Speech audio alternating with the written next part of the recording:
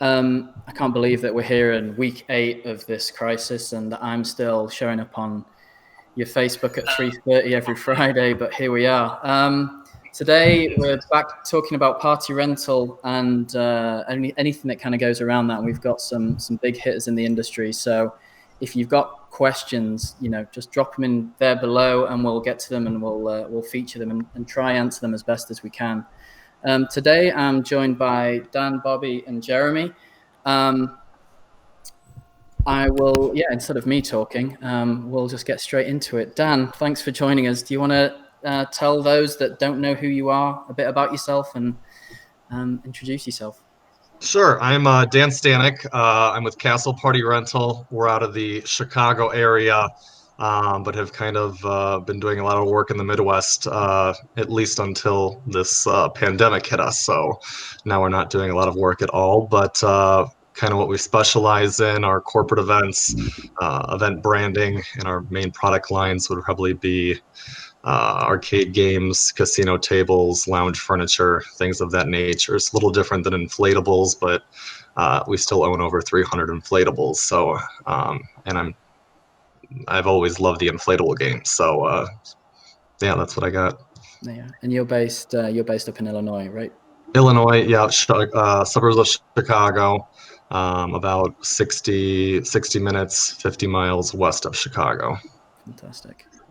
And Bobby, we've known each other. Well, you've probably known me, since I was yay high. But the name of the clue of where you're coming in from is in the company name. But for those that don't know who you are, and your glorious COVID beard that you've grown out here, let people know. Introduce yourself. So my name is Bobby Bradley, and I have a business called Texas Entertainment Group. I've actually been in the party rental market since the mid 90s.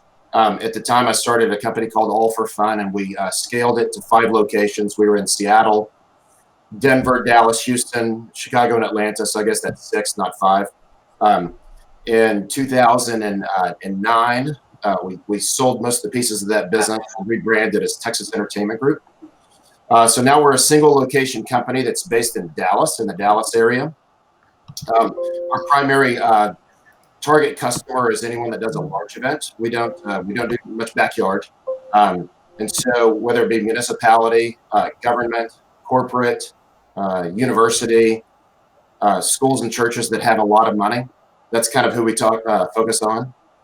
We also have a tent company called Texas Tent, and I know we'll talk about that a little bit, about the blessing of that during this period of time. But so we've got a tent business, we've got a game rental business here in Dallas, Texas, and I'm just really excited for the invite to be able to participate today with you, Mike. And yes, I've known you since you were like a small kid.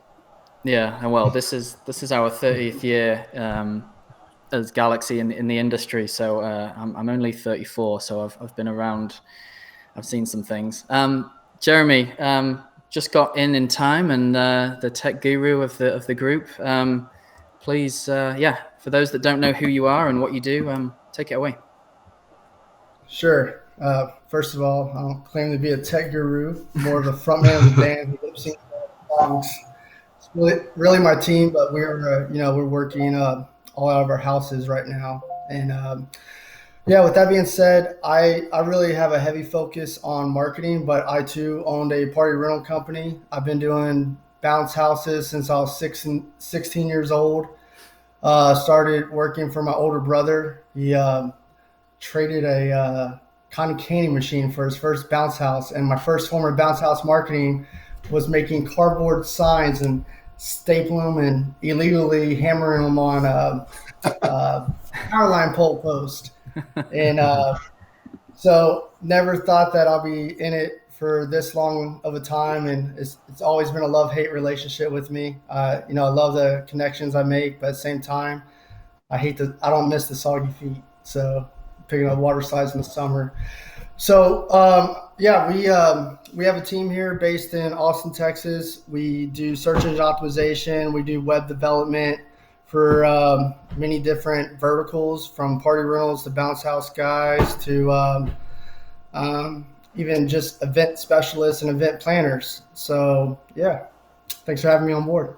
No, it's great to have you. I think most of us, for those watching, and most of us here on the panel, can probably sympathise with when we got into it. We didn't think that we'd still be doing it all the years later that we have. There's something about this industry that sucks you in and doesn't let you go. So for those that got out, please let us know how you managed it, because it'd be good to know. I just want to take a bit of a pulse, really, and find out, because you're all in different areas of the country, how it is where you are, and what are some of the actions you've had to take. Bobby, you're primarily, your business is big events, so I can imagine, well, this has hit everybody hard in every manner of ways, but what's the current state of play for you guys down there? So in the state of Texas, our governor has opened up restaurants. I'm sure you see it on the news that we've got some business activity that's starting to happen again. And with events, we were just told that for small events and weddings, we can now host up to 50 participants at an event now. And but given the fact that our customer base, well, especially coming up soon with 4th of July right around the corner, all of our customers are municipalities, and all but one have canceled to this point, citing either concerns about spread. But surprising, the one email that we received this week notified us that one municipality was actually canceling everything through the end of September due to the fact that tax revenue, or hotel tax revenue, was so low that they just couldn't afford to do city-sponsored events anymore. So, we're while our state is starting to slowly and gradually try to make its way to some semblance of normalcy, the large event industry is definitely, my opinion, going to be very, very. It's going to be a lagging indicator of what's going on with the real economy. Right. Yeah. No, I totally agree with you. I can't argue with any of those points. Dan, up in Chicago, a slightly different, the whole world's different from Texas, but what's it like? What's it like up there, apart from being a little chillier, I guess? Yeah, aside from that, we're on lockdown. Everyone's mentality is more or less lockdown, even if they don't like the idea. Everyone's kind of still in lockdown mode. I don't see a lot of people planning ahead, or even able to plan that far ahead. Where Texas, they're opening restaurants. Here they're saying at the end of May, we still may have all the restaurants closed. We're not going to follow how other states are opening up. So our governor basically said, we need a vaccine, or we need to have like constant drop for like 14 days, and none of that is close to happening. So in those guidelines, we're nowhere near that, so we don't, I think we have groups of 10 are allowed technically, I'm even starting to think about branching off to like Indianapolis, because it's only 3.5 hours away. I think they can have groups of 50 now. So I just think the Chicago area is not even mentally prepared to become creative yet with any kind of residential or backyard parties. We've gotten a few calls for sky dancers. Someone called for a casino table tomorrow. Someone's Disney vacation got canceled, so they're getting a Mickey Mouse bounce house in their backyard. So a few small things like that, but nothing really too exciting, especially when you're coming from a corporate event background. These are things that I said no to, 2-3 years ago, and haven't touched since, so it's definitely a change. And right now it's, A, to have some money for bills, B, to not, go insane, and then just C, to stay in the industry. You have to be hands-on. You can't just say closed until further notice. So I'm pretty much I've not canceled, but my clients have pretty much canceled out, I'd say, till July. I think is fully canceled already. August, there may be like 1 or 2 weddings. September cancellations are coming in. October maybe is the first month that's holding on in Chicago to like anything. And when I say holding on, I mean like weddings and stuff like that. Corporate is canceled. I think I have one holiday party scheduled in December, but that was booked before. That was booked in, I want to say, February or March, before this. Everyone really knew how long this was going to drag on. So in Chicago, I think we're going to be closed for a while, we'll have some residential opportunities, but again, nothing to get excited about. So, but we're staying positive. So yeah, that's tough, to say the least. And I think that's kind of what we touched upon last week's show with indoor party venues, that they thought that the fall was probably going to be was going to be their savior, or not savior maybe, but kind of how it was going to slowly start to ramp back up. We've just lost Jeremy, which is unfortunate, because I was just about to ask him a question, but we'll soldier on. So with all that being said, and we've kind of got most of the negative stuff out of the way, we'll try build upon that as best as we can. What do you guys think? What's the best way to tackle diversifying to a point? What have you been trying, or what do you see glimmers of hope in terms of success, and how do you push that forward? Bobby, I guess you can. So as I mentioned earlier, we're very, very fortunate that 4 years ago I started a tent company, and Right. And so we've got zero activity on our game rental business, but fortunately we've been deploying tents for homeless shelters, for hey Jeremy, Sorry, satellite internet. for homeless shelters, deploying tents for testing centers.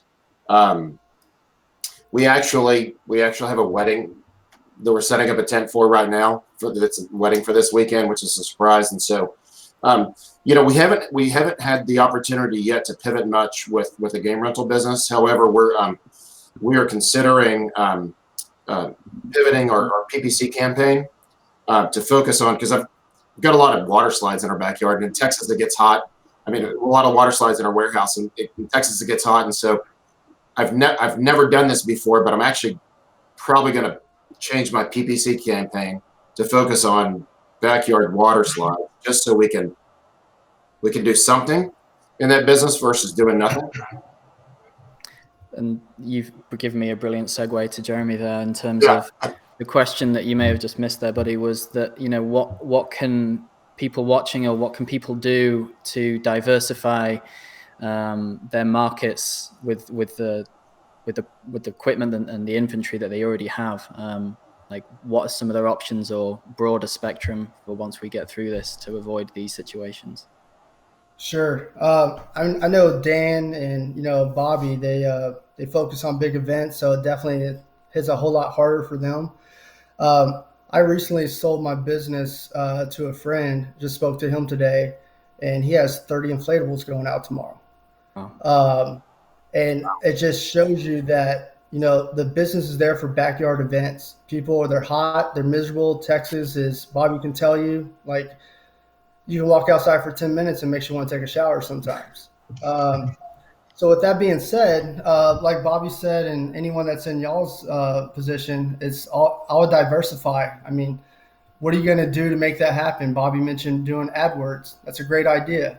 But on top of that, I don't know how his page is set up, but he might want to make a landing page all about backyard fun, no contact rentals. All the stuff that we've been trying has been working. It sucks, and I think it's terrible that people are doing 3 days for the price of one. I'm totally against that. I was booking parties and keep them for the same price because I have a large database. I was well established. And when I sold my company, I sold it for the right reasons, not because of this, because I want to focus on marketing, and I've been trying to get my foot out the door. So with that being said, what are you doing on social media? Are you doing any push notifications? Are you going after moms with segmented lists for specific age groups, with elementary age children? Those are the kids who are in their house right now, getting a homeschool, driving them nuts. What are you going to do to relieve some of that burden? And I think, backyard rentals, you got to hit it hard. If not, you're going to just go further and further in debt, and more bills are going to stack up. And there is money to be made out there, especially if you got the big equipment. So anyway, that's my 2 cents on that part. A couple other things I do want to mention is we had a few people that started mass emailing all their customer base for junk removal. You guys already have the trucks and trailers. There's a need for that. People are miserable. They're doing spring cleaning right now.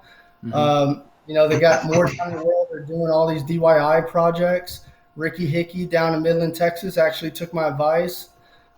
He's just been flipping them left and right and started picking up his first dumpsters because it just inspired him to try something different on top of what he already has. He's well set up for it. Yeah, and that thread of using, we've all got vehicles that we use for the businesses and that people could use access to. And I know that you, Dan, you've been doing something a little bit different, not so much dumpsters, but tell the folks what you've been doing with your trucks. Yeah, so we've got a fleet of trucks, vans, trailers as well. We didn't really go the dumpster or junk removal route, but there is an app called U-Ship. It's kind of like an Uber, but instead of picking up people, you're picking up furniture, motorcycles, boats, things of that nature. And kind of just like residential parties, it's not as lucrative as doing those big corporate events, but it's keeping staff busy, it's keeping you busy, it's bringing in money. And paying the bills. And kind of a side thing that I kind of noticed from it is when you do a good job with like moving something for somebody, shipping something for somebody, you're building your online presence with reviews. So I've noticed more Facebook reviews, Google reviews, Yelp reviews. If you do something, and it's very easy to do something, move the stressor from point A to point B.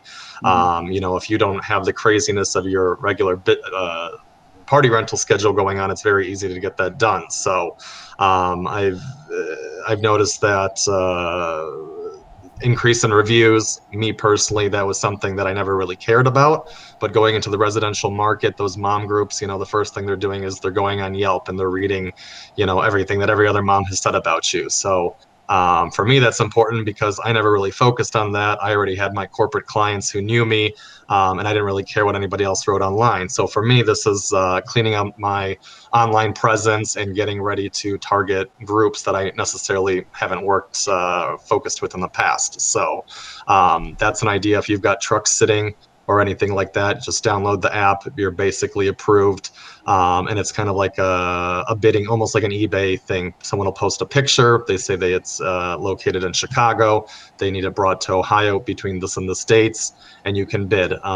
Basically, I'm building up like a route. So I have a box truck, and then I'll pick up some things on the way and then drop off in Ohio, pick up some things in Ohio, bring back to Illinois, and then I'm just covering the whole Midwest, anything that touches Illinois. So that's keeping us busy right now, probably more so than party rentals. Yeah, I think that's smart. And I think, you touch upon something there where sometimes we need to take a step back and look at the world from different people's eyes because, similar, I mean, I don't really look a lot at reviews or take that much notice of it, but there are a lot of people that do. And it's something it's not easy to work on, but if it's a lot easier to gain reviews from shipping, I guess, than upsetting somebody because their birthday cake was the wrong color or something like that. Something ridiculous that suddenly means that you get a 1-star review. The other thing is now that I have time to ask for reviews, when everything was going great, it was so busy I never had any time to, send us a review. How did you like it? I knew they liked the service, but never made that nudge like, leave us a review, please. How'd you like the service? Like this, more time to kind of focus on those building blocks, so things that I neglected in the past that probably shouldn't have, now I have time to catch up with. So definitely. Do you think that's going to be part of your process when we try whatever the new normal is going to be? Is that going to be something that you're going to implement to try capture upon that? And as a follow-up question, Jeremy, should he be doing that? Is that important? So I'll ask you first, Dan, and then.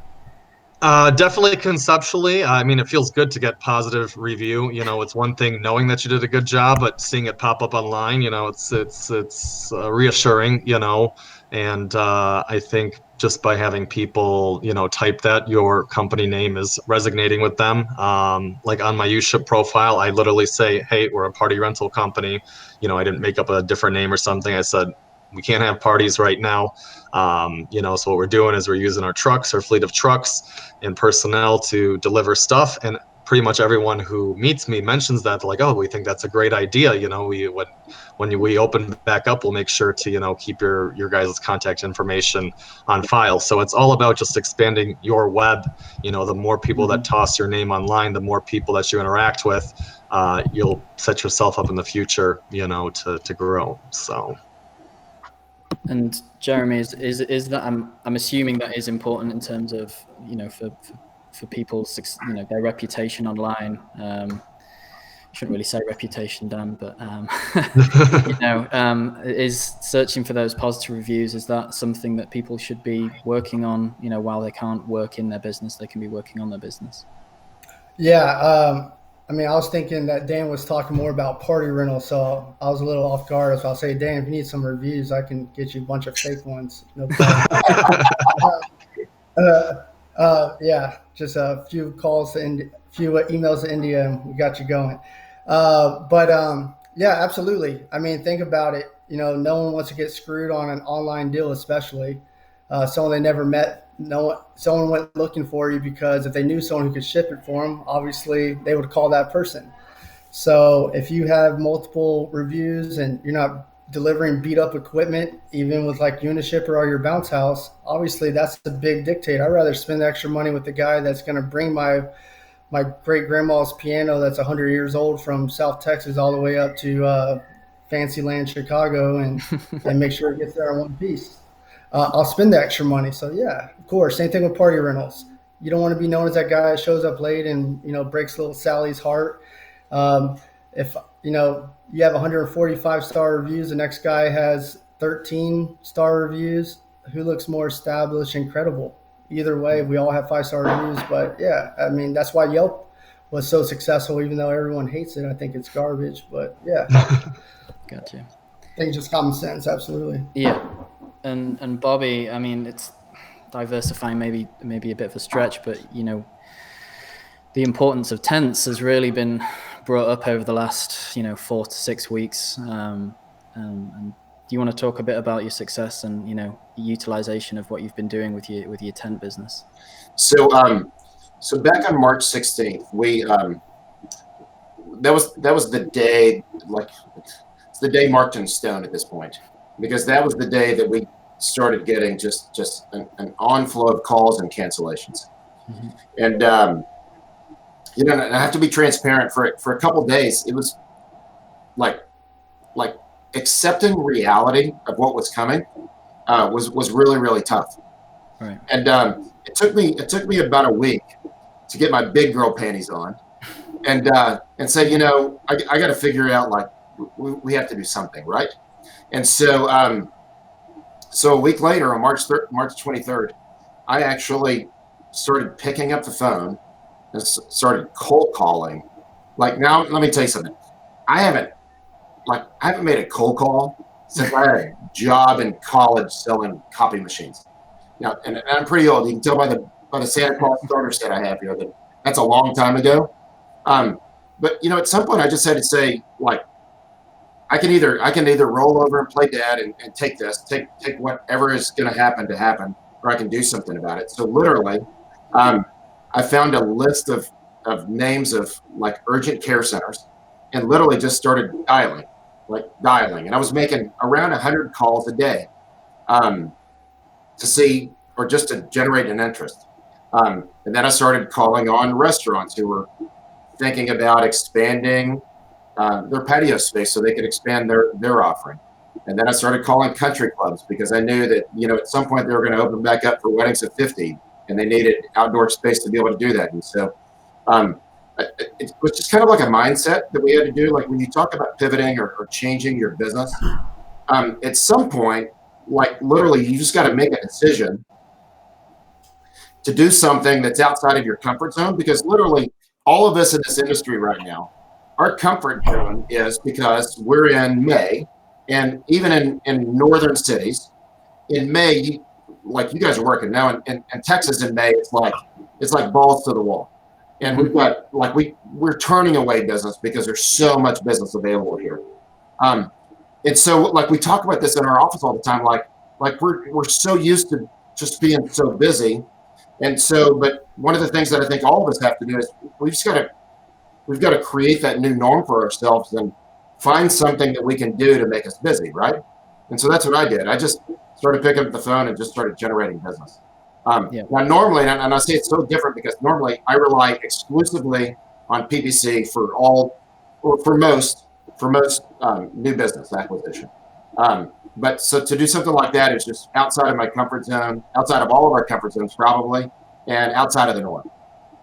Yeah, I don't think there's many people that like to cold call. I think one of my best friends here, maybe one of those few people that does. He's a realtor, and the respect I have for that guy. You know, there's every single end of the month there is listings for MLS stuff that drops off that hasn't been sold, and he will call every single one of them and tell them that he can sell their house when somebody else couldn't, and he's incredibly successful at doing it. But I've been in the same room as him, as he's been called every name under the sun. But you know, we've got to do at the moment what we've got to do to survive and to get through this, and that's the difficult part. I mean, I want all of you guys to thrive, simply, you know, for the strength of the industry. But you know, we as a manufacturer, you know, I grew up doing event rentals and working in an FEC myself. We're as strong as our customer base, and we're trying to help them at the moment. But as a manufacturer, and I think I can speak on behalf of most, that it's looking very bleak. We are a little bit better positioned than, I mean, some of the big inflatable manufacturers, because some of these guys have hundreds of thousands, if not millions of dollars worth of stock on the shelves that they were preparing to sell, you know, right at this peak season. So it's going to be a challenge for everyone involved, and it's about how we all pivot and adapt to that. I just wanted to touch upon a question that we didn't get it in the chat, but that I had through on a text message, is that I don't know out of you guys that applied for any of the federal forgiveness programs or the loans or anything, but the question was regarding PPP and how are you guys going to use it, and the forgiveness side of that as well. You know, I'm happy to speak on it because so we applied for the EIDL and received the EIDL advance, which was nice, and then we surprisingly we received the PPP. I kind of waited a week to apply, but fortunately I don't bank at a big bank. So as we've all learned, that if you're at a big bank and you're a small business, you're probably not going to get it. If you're a small bank and you have a relationship with them, then you're probably going to get it. So we received our PPP about 10 days ago, and it's interesting because I've seen a lot of chat on Facebook about in groups. I'm like, oh, what are we going to do? Are we going to hire our daughter to do social media? Are we going to hire, you know, our aunt or our uncle or someone out of state? Are we going to hire each other out of state so we can utilize the PPP funds accurately? Because you know, the SBA isn't going to release formal guidance until May the 18th on like what that formula and what that spreadsheet's going to really look like that banks have to use to really apply that forgiveness. And I have to confess, I've been kind of stressed out about this because obviously with our core business, we received the PPP through Texas Entertainment Group, not Texas Tent.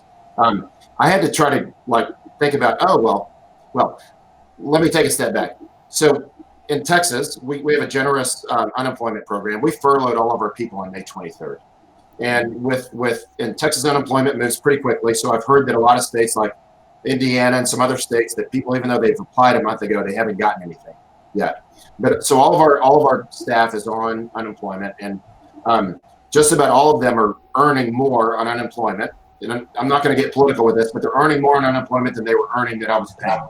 Right. And so whenever we got the PPP and we told everyone that, hey, this is the date that we're going to bring everyone back, I started getting a lot of emails and calls telling me that someone has diabetes, or their spouse has a heart condition, and in the state of Texas, if someone has one of those comorbidities, that either they're the employee or a roommate or housemate of that, then it's legal for them to not accept their work back. And so, you know, it put us in a position where we were a little stressed out about like, how are we going to do this legally, knowing that it's going to be a lot harder to get forgiveness than it was to get the PPP. Right. So we just made the decision that we're going to take it as a 1% loan. And so I see people out there that are talking about this, like, oh, am I going to hire someone, a family member, so that we can get to that full number of FTEs that we need, and the 75 or 80% ratio of payroll plus bonuses plus benefits that we need. And, it's my opinion, I'm fortunate and unfortunate enough that I've got some inside track on what that forgiveness document or process is going to look like. And I want to tell you, it's going to be so detailed, and it's going to be so arduous if you don't take like highly detailed, your books aren't like highly documented and detailed, that at some point, like if it's stressing you out and you're having to get creative or thinking about doing something that may cross the line of ethical or moral or not, I'm just going to tell you, it's probably my advice, knowing what it's going to take for forgiveness now. Just don't do it. Just take it as a loan and use it as operating expenses as we're going to continue, because likely, as we're seeing, unless your market is backyard, you're going to need operating expenses in September and October. So we just made the decision. Just don't stress out about it. Don't try to do something that may or may not cross a line, moral or ethical, and kind of just go about using it as a short-term loan. I think if anybody has any doubt, then using it as that really low interest short-term loan, because you don't get anything in life for free, really. Even if the government's saying it's free money and forgiveness, I would be extremely wary of that, and you've just highlighted that. I wanted to talk about communication, because it affects everybody. It affects me as a manufacturer, affects everybody. Even how should people be talking to their customers, whether it be directly or through social or email contact? What is the tone and what are strategies that you've taken? I'll start with Dan, I guess. Well, basically, we're trying to stay optimistic with our customers, even if the optimism that we're showing them is way more than we really feel. I feel if we convey like a positive sense of optimism, that this will get instilled in other people's minds, and they'll be thinking about the future, and that's what we need them to do. They need to be able to think, okay, I've got a wedding in November, I don't need to cancel that right now, or I can still carry on with something, or if there's a birthday party coming up, we can still have a backyard birthday party where it's just us and the cousins, just totally positive. If somebody calls and asks, what do you think about this? That's a great idea. It's never anything, negative. We can talk in an industry together and say, I don't see the end of the tunnel. I don't see hope, but that's nothing that the way that I address industry context is very different than the way that you would address, like an end user. So, I think we work a lot with other industry vendors like event planners, destination management companies, marketing companies, and I think they're doing kind of the same thing, just kind of posting flashbacks of what happened, this date 1 year ago, or just positive vibes, positive energy. They don't have any equipment, so there's not much they can do, but we have equipment. There's still, some things that we can, do since we own the equipment. So, but just totally positive. And we're working on some promotions, that we wouldn't necessarily do. Some of them are fueled by price, some of them are just opportunities that we didn't offer in the past, just to kind of get the end users thinking, outside of the box. They're bored, they're doing the same thing every day. And what are our options, to do something different, get us out of this routine that is mellow and not doing anything, not being sociable. So I think we just need to stay positive, and have leave confidence for our end users, so that they can start thinking about the end of the tunnel or see the light at the end of the tunnel. So I know that looks very differently in Texas versus Chicago, but it doesn't cost us anything to be positive. So yeah, that outward positivity projection, I think we've all got to do it, because it just spreads like wildfire, and you may not believe it at first, but it may become a reality just through pushing that. Jeremy, how would your advice in terms of how the digital communication with customers, or how do we talk to the general public, and on the flip side, I'm kind of interested myself, is what do you expect to hear from your manufacturers in terms of communicating to the different levels of the chain that we're all in? Well, I think email marketing, especially, is a very powerful tool to do, especially within your own client base. I've seen very successful campaigns run with, people promoting clean, safe, fun, doing social media push for clean, safe, fun. I think right now, a lot of the target is going to be backyard events, like Bobby said. I think it's just common sense that these big events, people aren't ready for it. I mean, me personally, you couldn't offer me free admission to a trampoline park and give my kids free pizza, because I don't want them playing with everyone dressed up like ninjas right now and potentially getting sick. Anyway, I'm not too concerned about the illness myself, but I think there's always a way to spin the positivity, and that's, you can have an event, you can have fun with your family, and bring the party to your backyard. What are you going to do to promote that? Are you going to pout on the sidelines? Or are you going to actually get up and do something about it? Because there's a lot of people in the southern states, I know it's different where Dan lives, that are making some serious money. Not the same money that they used to be, but there's still a lot of money to be made out there. You got to adapt and overcome. Yeah, I think pushing that message of the fun instead of the price is probably key, because Clean, safe, fun. Yeah. Say again? Clean, safe, fun. That's the message. No contact deliveries. Right, exactly.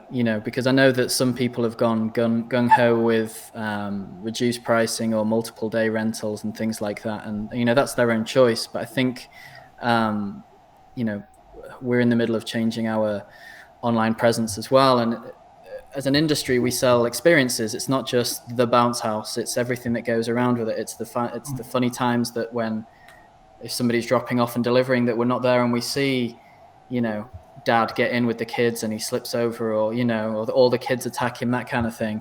So, I mean, we're really pushing experience images and video to showcase these are what we should be, and it's not so much social distancing, it's more physical distancing, because we're in an extremely social industry. If anybody else has got any thoughts on that, in terms of, if you want to put in the comments of what you've been doing with your business or things like that, we'd love to get some feedback. Mike, I want to insert something here, and we're doing something that's not normal for us, and it was inspired by something that one of our customers did for us. We have it's a really large church in the Dallas Metroplex that it's a great client of ours, and they actually sent us a handwritten note this week that said, "Hey, we know that your business is being affected by this, and we're sorry that we can't have the events that we had scheduled with you." So they were apologizing to us and wishing us the best. So it gave us the idea that what, we probably need to do something like that, and not just sending an email or sending an email blast, which is because we're so busy, that's what we normally do. So this next week, we are actually going to schedule time in our office to make handwritten notes, and we're going to write handwritten notes to our customers, expressing our concern for them at this time as well, and their inability to do business, their inability to do events, and just reassure them that whenever all this passes, that we're still going to be there for them, and we're still going to support them in the same way that we have in the past. Yeah, I think that's been a reoccurring theme through all of these episodes, is little details like that. It's how you deal with your customers now, which is going to establish you for whatever the future brings. But little detail, people remember the little details more so than I got 2 more days free on my water slide rental, versus I got this handwritten note saying, I know that you can't rent from us at the moment, but we're in it with you. And something that we talked about on Tuesday, for once I was a guest, I wasn't a host on something like this, And the analogy was made that we're all in the same storm, but we're all in different ships. So we're not in this together because we're all dealing with different challenges. But it's, we've got to pull in the same right direction. Apart from people that we know, Bobby, saying, "Oh my God, Santa," which is Howard there. Pretty light on questions for today. So I'm going to start to wrap up a little bit, but I'll just go around the room. And have you guys got any advice or words of wisdom? We've all been in this industry a hell of a long time. So any lasting advice or notes or anything that you want to just express to the audience? I for sure do. Go for it. If you guys are suffering with warehouse space, one of you guys are coming out of your lease, like right now is not the time to be prideful. Try to work with your competitors. Maybe it's you two guys on a truck sharing a warehouse like Al did in Miami. It makes sense. I did that when I first came up in the business. And me and my buddy used to share trucks, and we'll have North truck, a South truck. We made tighter events. Better routes. We used the same employees, paid them the same. And long story short, work with your competitors. Talk to them. Hey, let's cut this 3-day bullshit out. We're all on the front page of Google, right? Or we all work with some of the same people. Why don't we come together and cut it down to 2 days and eventually wean them off to 1 day? Because you're just going to get your equipment beat up. Dogs are going to be chewing it up. It's going to get sunburned and discolored, and you're not going to be able to flip things as fast. So the quicker we get away from that, the better. And other than that, man, I just think work with competitors. Like, try to keep your prices up. Like, try to talk to these low ballers. Say, like, hey, man, I will throw you something. And we get booked. Let's just try to keep it at an even playing field right now, because no one's going to make any serious money if everyone's out to lowball each other's throats. Yeah. Traffic is up over here in Austin. There's people searching like crazy. Traffic volumes are spiked. I think people are just itching to get outside and get the kids out there and play with something.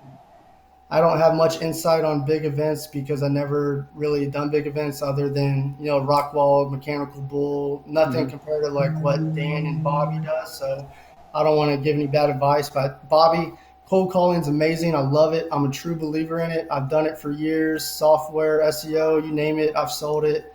Pounding the phone, I have a passion for it. It's like a competitive thing to do. And guys, when things start picking up again, take a lead up, take a page off what Bobby said, because I remember when I first started, I cold called churches. I was targeting youth ministers, HOAs. I'll call and play stupid. Yeah, I was looking for the PTA mom. I was wanting to see if I could sign up for any program. Do you have her email?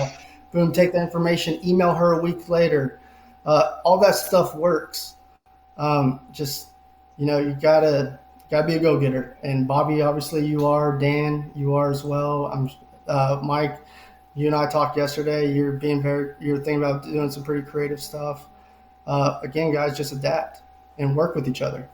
Yeah, that's a conversation that nearly every trade show, but certainly every IAPA that I have with anybody in terms of working with your competition, because you got to realize there is, and you'll see that through the digital traffic and things like that, but there is plenty of, not so much right now, but there is plenty of work out there. And the amount of customers that I've got, take a Mechanical Bull, for example, that have more than paid for 2/3 of their bull by somebody else's rentals. And, growing together so that you're not affected by these fly-by-night, just got a couple of bouncers and it'll go out for $50, $100, that kind of thing. You better the devil in terms of your competition. If you get on with them, you never know when you're going to be in a bind and you might need to borrow a blower or, Nope. There's always a case you can't be in two places at once with one piece of equipment. So, make yourself look bigger. We are a really tight niche group here in Austin, and we work together. I can't tell you how many times someone's went and fixed a tire for me because they live down south and traffic's terrible, vice versa. Someone sent me a guy because my little college kid decided he's going to party too hard the night before. They've saved my ass. I've saved their ass. We can't take on a party. We have a little message because These guys are all within the same price. There's more, like Bobby said, there's more than what we can handle. There's plenty of business for everyone to have. Stop looking over your shoulder and work with each other, and you're going to be better for it. You can still outperform your guys by making the right business decisions. Doesn't mean you have to be super paranoid. And there's some parts of the country with some super paranoid people. Unfortunately, I like working with people. But that's the beauty and the beast of the industry that we're in, is that we're such a collection of different people from across the country, and I mean across the world. Even though I'm American now, I don't hail from these parts, so different perspectives, and we all look at things a little bit differently. Mike, I want to kind of piggyback on what Jeremy just said, because that was really that was very, very good, Jeremy, and I appreciate you saying that. But as we're going through these times, and a majority of us in the industry are having a downturn in revenue, diminished returns for our capital investment in the business. It's real easy in a time like this to kind of get a little down on yourself, a little down on your business. And a lot of people in this industry have been doing this a long, long, long time. And to see us all collectively suffering, it's easy to, I don't know, get down on yourself, get down on your family, get down on your business. It is not it is not unusual to get feelings of sadness or depression or whatever you want to call it, or just feeling like you're a turd. One of the things that I'm very, very fortunate about is that I have a niche group of guys in this industry that are in different markets that do exactly what I do, that are there and available to me at any time that I could call. And believe me, over the last couple of months, I've called and said, hey, I think I'm about to wreck my car into someone or jump off a building or something like that. And so like Jeremy was saying, and finding people close by that you can partner with to help you support you in your business activities.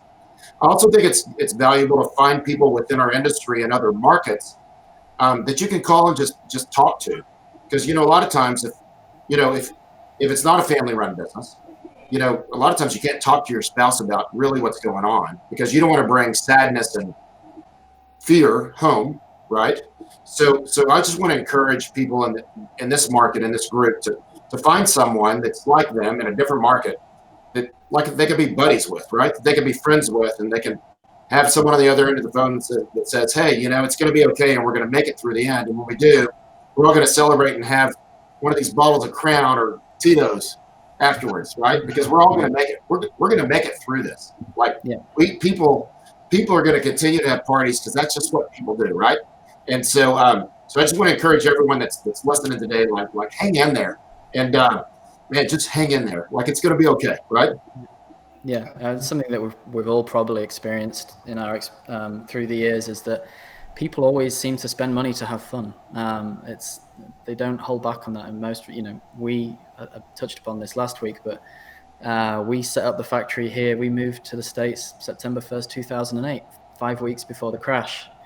But as all three of you know, and those watching, it's probably been the best thing that we did as a company, and we've just seen continued growth. So it's all under challenging circumstances.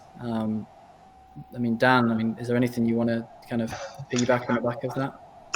Tying it all together, I would say, continue to focus on the future. We know that this is not going to just keep going downhill. Eventually it will pick up, and what you do today, will shape how you position yourself in the future. So whatever corners you cut in the past, focus on those and building, the ground up a good foundation. So if you had, trouble finding help, maybe find one person that you can really, start on right now and train them to be a manager in the future when this, now you got the time. You can't give the excuse right now that time is an issue, because you should have a lot of time, And I see that in myself, corners that I cut in the past, which at the time were necessary to grow at the speed at which I did.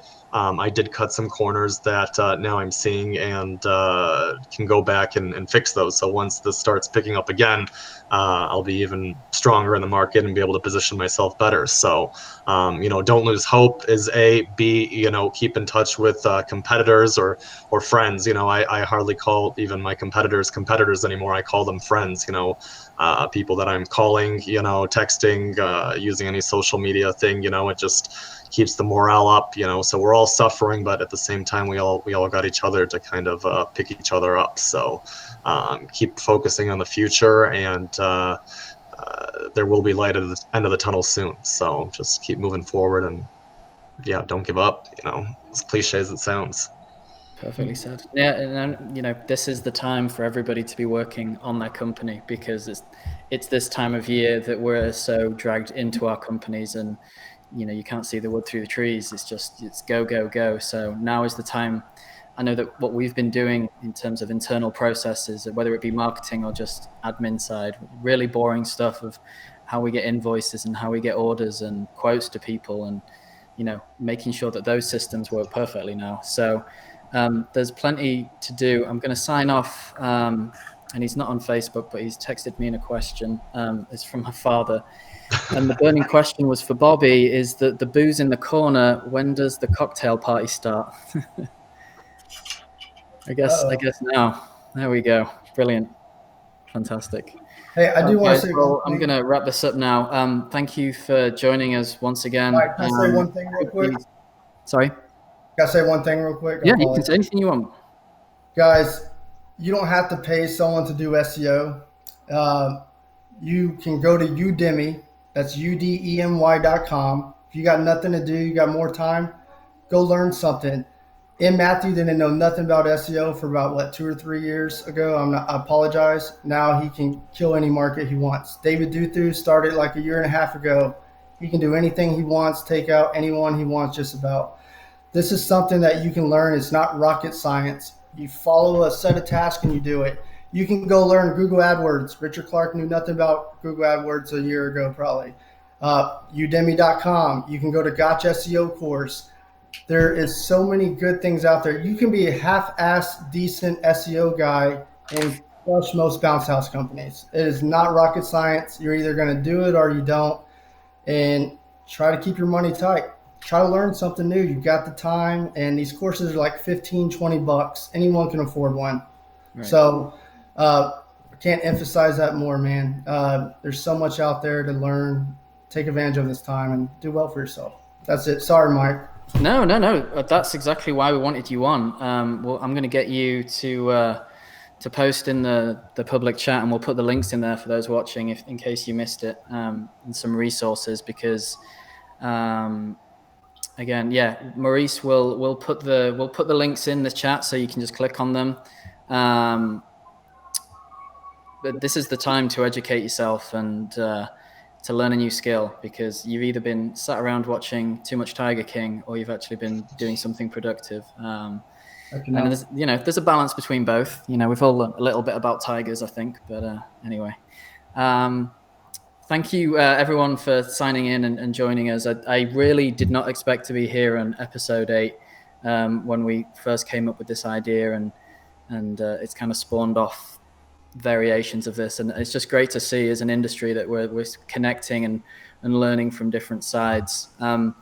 Next Friday, this is not confirmed, I am hoping to have a trampoline park special episode of how they're preparing to reopen and fix locations. And I think even in the party rental industry, we can learn something about their guidelines for social distancing. I've just gone against myself, physical distancing, and some of the cleaning and the different protocols that they're putting in place.